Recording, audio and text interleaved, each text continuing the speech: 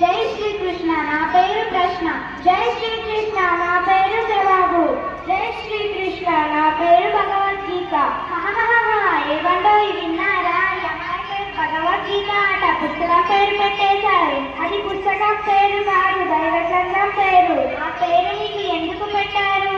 ఎందుకంటే భగవద్గీతలో ఉన్నవి అన్ని నా శరీరంలో కూడా ఉన్నవి కాబట్టి. ఈ శరీరం భగవద్గీత. అవును, నా శరీరమే కాదు, మానవ శరీరాలన్నీ నడిచే భగవద్గీతలు. అయితే పంచమానవులు ఎవరు? పంచమానవులు మన పంచేంద్రియాలు. అయితే కౌరవులు ఎవరు? మన కోరికలే కౌరవులు. పంచమాండవుల భార్య ద్రౌపది మాత ఎవరు? పంచేంద్రియాలతో ముడిపడి ఉన్న శక్తిశీలమే ద్రౌపది మాత. అయితే కురుక్షేత్రం ఏమిటి? మన మనసే కురుక్షేత్రం. అయితే శ్రీకృష్ణ భగవానుడు ఎవరు? నాలోనూ నీలోనూ ఈ విశ్వం అంతా నిండి ఉన్న జ్ఞానమే శ్రీకృష్ణ భగవానుడు. భగవద్గీతలో ఏమున్నాయి? భగవద్గీతలో 700 శ్లోకాలు ఉన్నాయి. అందులో మొదటి శ్లోకం ఏమిటి? అందులో మొదటి శ్లోకం కూడా ఇలాగే ప్రశ్నతో మొదలవుతుంది. ధర్మక్షేత్రే కురుక్షేత్రే సమవేతాయుయుత్సవః మామకా పాండవాశ్చైవ కిమకుర్వత సంజయ.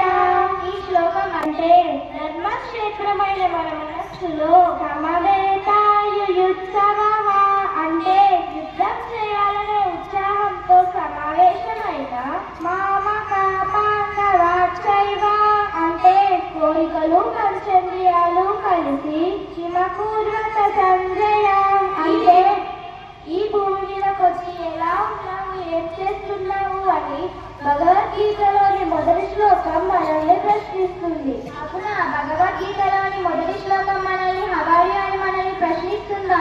దీనికి మీ జవాబు ఏమిటి?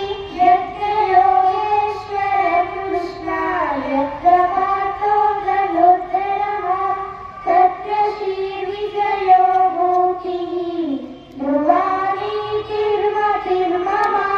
ఈ శ్లోకం అర్థం ఏమిటి?